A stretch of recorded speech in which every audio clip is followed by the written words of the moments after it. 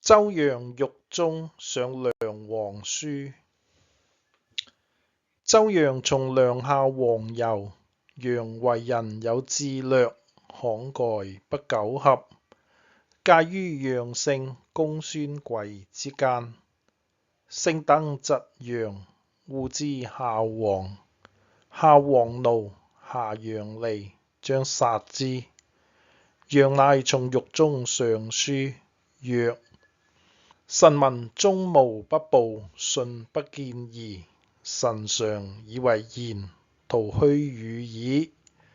昔荊軻無燕丹之意，白虹貫日，太子謂之。魏先生、魏秦或長平之事，太白食畝，昭王疑之。夫征遍天地，而信不如兩主，豈不哀哉？今臣盡忠竭誠，不以怨之。左右不明，卒從利信，為世所疑。是使荊軻、魏先生復起，而燕秦不誤也。願大王速察之。昔欲人獻寶，楚王誅之。李斯竭忠，胡亥極刑。是以箕子楊狂，接遇避世，恐遭此患也。願大王察欲人李斯之意，而後楚王胡亥之聽，務使臣為箕子接遇所笑。臣聞比幹剖心，子雖痴疑，臣始不信，乃今知之。願大王速察。小家連言。語曰：有白頭如新，傾蓋如故，何則？知如不知也。故犯烏岐屠秦之燕，藉荊軻首以奉丹氏。王車去齊之魏，臨城自勁以卻齊於全魏。夫王車犯烏岐，非生於齊秦，而故於燕魏也。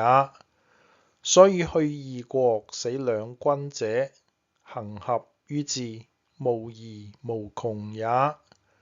是以蘇秦不順於天下，為燕尾生。百歸戰亡六成，為魏取中山，何則？誠有以相知也。蘇秦上燕，人惡之燕王。燕王按劍而怒，食以決堤。百歸顯於中山，人惡之於魏文侯。文侯賜以夜光之璧，何則？兩主異臣，剖心戚肝相順，豈異於浮池哉？故女無美樂，入宮見道，士無言不肖，入朝見疾。昔司馬喜笨腳於宋，卒上中山。范雎拉脅折齒於魏，卒為應侯。此二人者，皆順必然之話，捐朋黨之私，協孤獨之交，故不能自免於嫉妒之人也。是以申屠狄，杜雍之何，隨焉負石入海，不容於世而不久取。比紂於朝，以如主上之心。故百里溪乞食於道路，木工葦之以政。寧戚犯牛車下，桓公任之以國。此二人者，豈素還於朝，借喻於左右，然後而主用之哉？感於心，合於行，堅如膠漆。君弟不能離，豈惑於眾口哉？故偏聽生奸，獨任成亂。昔魯聽季孫之說，續孔子；宋任子儼之計，籌麥狄。夫以孔孟之辯，不能自免於殘餘。而異國以危，何則？眾口逕金，即為銷骨也。秦用庸人猶豫而霸中國，齊用越人自壯而強威孫。此異國豈繫於俗，牽於世？繫其偏之浮池哉？公聽並觀，誰明當世？故意合則胡越為兄弟，猶如子壯士矣；不合則骨肉為仇敵，諸將管財是矣。今人主誠能用齊秦之名，後宋盧之聽，則五霸不足謀，而三王宜為也。是以聖王覺悟，選子之心，而不說田上之言，封比幹之侯，收胤父之墓。故功業復於天下，何則？欲善無厭也。夫晉文親其仇，強霸諸侯，齊桓用其仇，而一匡天下，何則？此人殷勤，成家於心，不可以虛辭謝也。自夫秦用商鞅之法，東約韓魏，立強天下，卒車裂之；越用大夫仲之謀，擒勁吳而霸中國，誰誅其身？是以孫叔敖三去上而不悔，烏陵子重辭三公，為人貫元。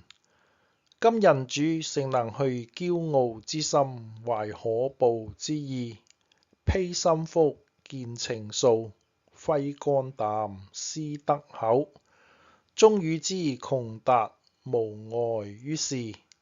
則桀之犬可使吠堯，隻之客可使鴟游，何況因萬乘之權，假聖王之資乎？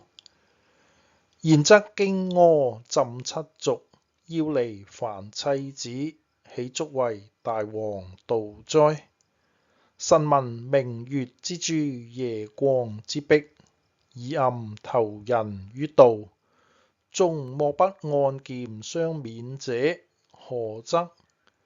無因而自潛也。盤木根底，鱗群離奇，而為萬乘器者，以左右，先為之用也。故無因而自潛，雖出隨諸禍迫，只怨結而不見得。有人先游，則夫木扭諸，殊共而不忘。今夫天下布衣窮居之時，身在貧刑，雖蒙堯舜之術，協醫館之便，懷龍朋比幹之意，而素無根底之用。雖竭精神，欲開宗於當世之君，則人主必擇按劍相免之職矣。是使布衣之事，不得為夫木扭諸之知也。是以聖王濟世愚俗，獨化於陶君之上，而不牽乎卑辭之語，不奪乎眾多之口。故秦皇帝任中庶子蒙嘉之言，以順荊軻，而備受竊法。周文王聶敬畏，在呂上歸，以王天下。秦順左右而亡，周用烏雜而亡，何則？以其能越亂區之語，辭域外之意，獨觀乎超狂之道也。今人主尋潛喻之辭，牽圍牆之制，使不羈之事與牛技同造，此包招所以憤於世也。臣聞成色入朝者，不以斯污夷，砥礪名號者，不以利相行。故李明聖武，爭嗣不入。一號朝歌，墨自會車。今欲視天下遼闊之事，壟於威重之權，怯於位勢之貴。會面烏行，以示諂誑之人，而求親近於左右。